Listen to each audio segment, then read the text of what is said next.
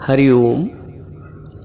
आपने कभी ध्यान दिया है कि जब व्यक्ति, चाहे पुरुष हो या महिला, घर से बाहर निकलने लगता है, मान लो कहीं पार्टी में भी जा रहा है, ऑफिस जा रहा है, दुकान जा रहा है, तो तैयार होने के बाद फाइनली जब घर से निकलने लगता है तो निकलने से पहले एक बार शीशा जरूर देखता है। अक्सर गौर किया होगा, चाहे वो जवान हो, जिस उम्र का भी हो, एक आदत होती है कि फाइनली जब घर से निकलेंगे तो एक बार शीशे में अपना चेहरा जरूर देखेंगे। उसके पीछे कारण है। अब मोटा मोटा कारण तो आप बता सकते हो कि भाई घर से निकलने से पहले आदमी अपने आप को देखता कि ठीक है, बाल ठीक है, कुछ लगा तो नहीं है, सब सही है। आपका उत्तर अपने में बिल्कुल सही है, आप इसीलिए अपना चेहरा देखते हो। लेकिन इसका एक आध्यात्मिक दृष्टिकोण भी है, इसके पीछे एक आध्यात्मिक सत्यता भी है।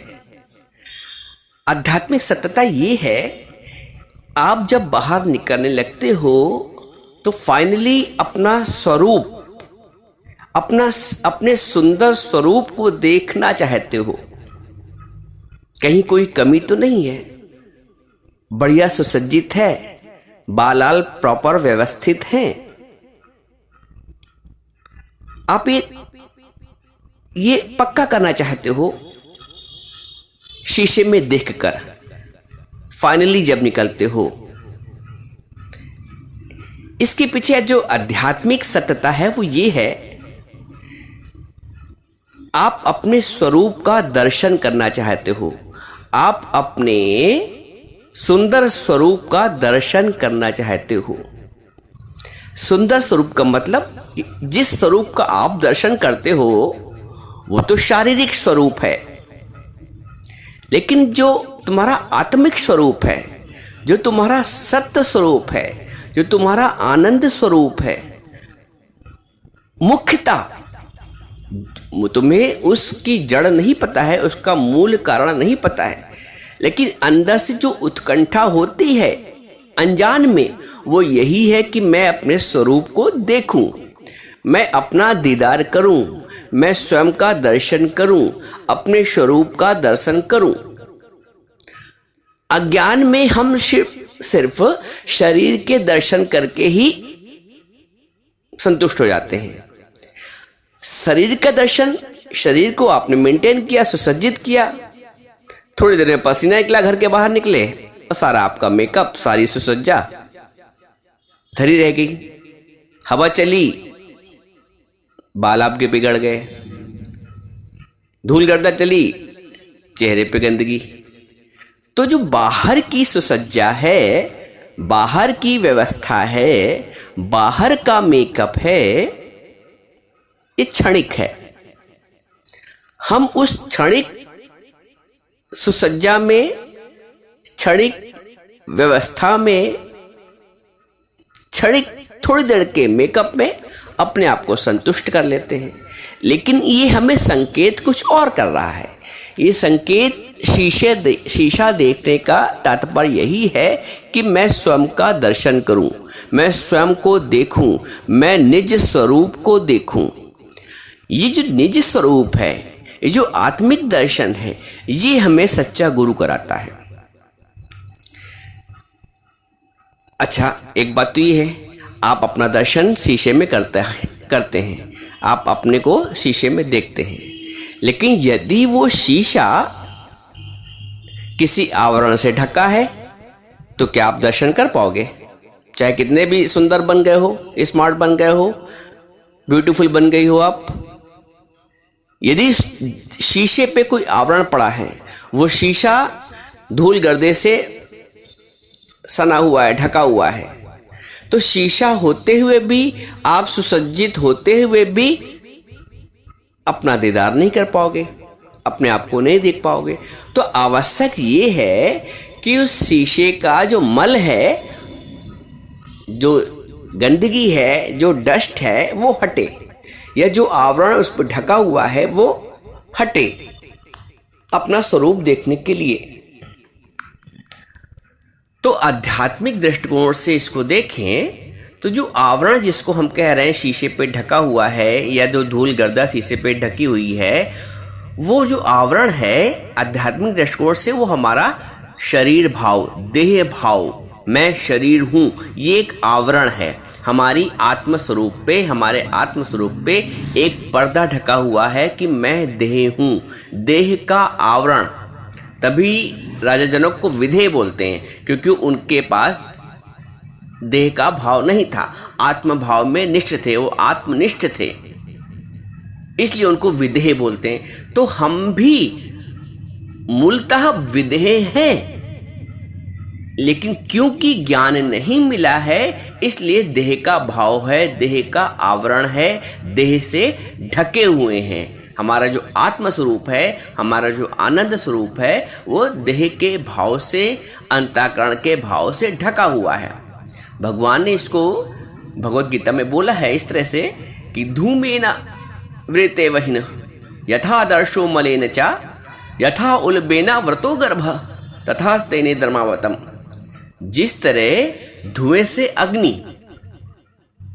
और मैल से दर्पण, जिस तरह जैसे अग्नि है वो धुएं से ढकी जाती है, जैसे धुएं से अग्नि और मैल से दर्पण ढका जाता है, तथा जैसे जेरे से गर्भ, गर्भ भी ढका होता है, बच्चा एक जेर में होता है, जेर से गर्भ ढका रहता है, ऐसे ही उस कामना के द्वारा यह ज्ञान, ये आत्मस्वरूप, अपना निज स्वरूप ढका हुआ है।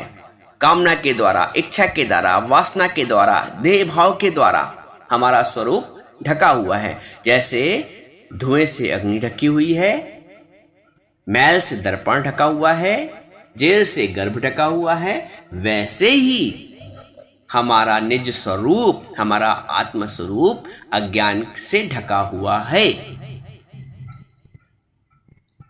इस आवरण को हटाना है। कहते नहीं, घूंघट के पट खोल तो है पिया मिलेंगे। घूंघट के पट खोल, घूंघट मीन्स आवरण, देह का भाव। तभी कबीर ने बोला है कि जब मैं था तब हरि नहीं, अब हरि है मैं नाय। पहले मैं का पर्दा था, देह का पर्दा था, अब वो मैं का पर्दा, देह का पर्दा, वो अहंकार हट गया, अब सिर्फ हरि बचा। अभी हमारे आपके पीछे एक पर्दा डाल दिया जाए तो आप भी अपनी जगह हैं, हम भी अपनी जगह हैं, लेकिन फिर भी एक दूसरे को देख नहीं सकते क्योंकि बीच में एक पर्दा आ गया है। तो हमारे और परमात्मा के बीच अज्ञान का एक पर्दा आ गया है। जैसे धुएं ने अग्नि को ढक रखा है, मल ने दर्पण को ढक रखा है, वैसे ही हमारे अज्ञान ने, हमारे अहंकार ने हमारे और भगवान के बीच एक पर्दा डाल रखा है। गुरु इस पर्दे को हटा देता है। पर्दा काहे का है? इच्छा, वासना, अहंकार का। गुरु हमारी इच्छाएं समाप्त कर देता है।